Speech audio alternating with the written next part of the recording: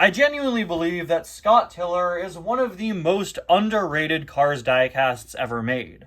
Perhaps the single most underrated Cars diecast ever made. This character has gone pretty much completely under the radar. It's an item that I hear basically nobody talk about. In fact, I only ever reviewed Scott Tiller once in the history of my channel, and it was all the way back in October of 2017 when I got him.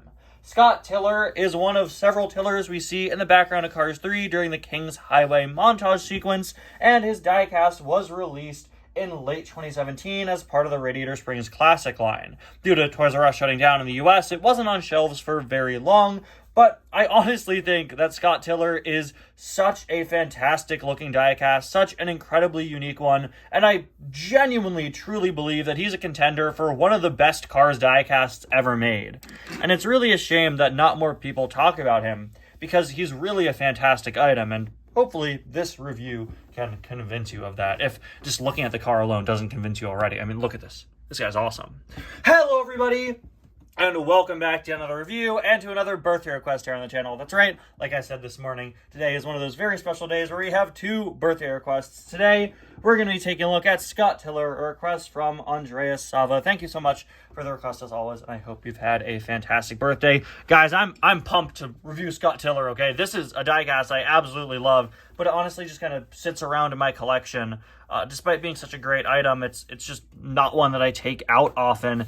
And like I've been saying throughout the whole review so far, that's really a shame, I think, that people don't talk about this item nearly as much as they really should. He is, of course, a modern Tiller vehicle. He's, I guess, kind of vaguely reminiscent of Frank, but, you know, much more modern design.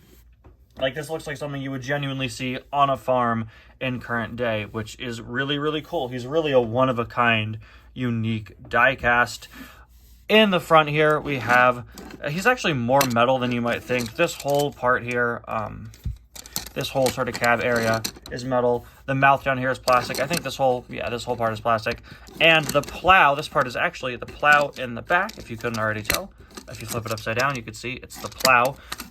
This was actually a detachable part that, to attach in the box. He was, of course, a deluxe in the Radiator Springs Classic line, and it's just attached via the sort of ball and socket system, and it clicks in. It's not permanent, like you just saw me pull it out. You could pull it out, but I don't know why you would want to, but you can if you so choose. This guy's probably a nightmare to store for people who put their cars in bins and stuff, so I don't know, maybe you'd want to detach him. He has a very calm, serene facial expression, a far cry from what we see on fellow Tiller vehicle Frank.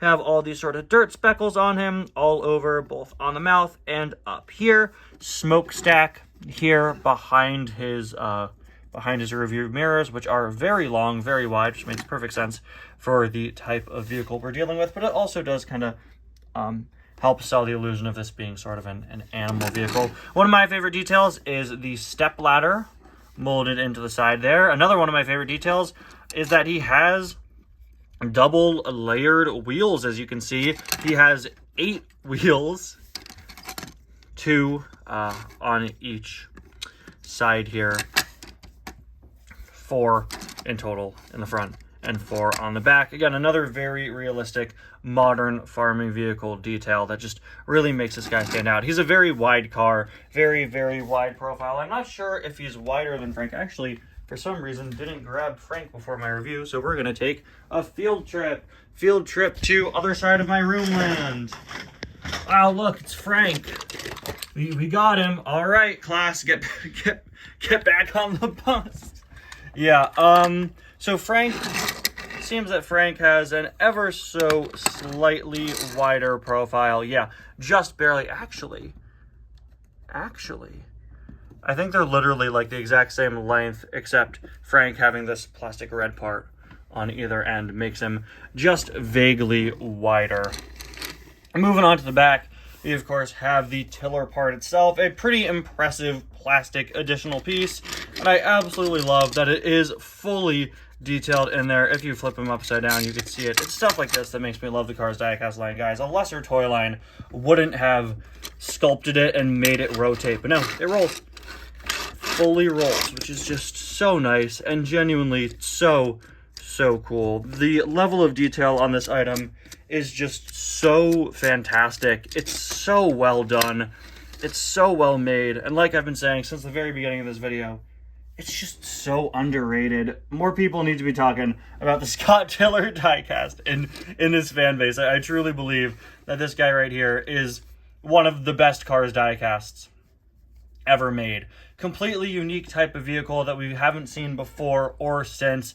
A level of detail that's just really, really great. He's something that's so different, even from Frank. He's just so different with this whole tiller assembly, the double layer wheels, the design. All of it is just so well done, so well detailed, and unique and different. And I really do love this item. I really do believe it's one of the most underrated items in the entire Cars diecast line. But those are just my thoughts. I'd love to hear yours. So let me know what you think. Do you love Scott Tiller as much as I do? Do you not? I don't know. Like I said, I literally have never heard people talk about this car, and I've never even reviewed it since I got it back in 2017. So yeah, I'm excited to know what the general consensus on this item is. Anyway, guys, thank you so much for watching. Thank you once again, Andrea Safa, for the birthday request. And I'll see you guys next time. Bye now.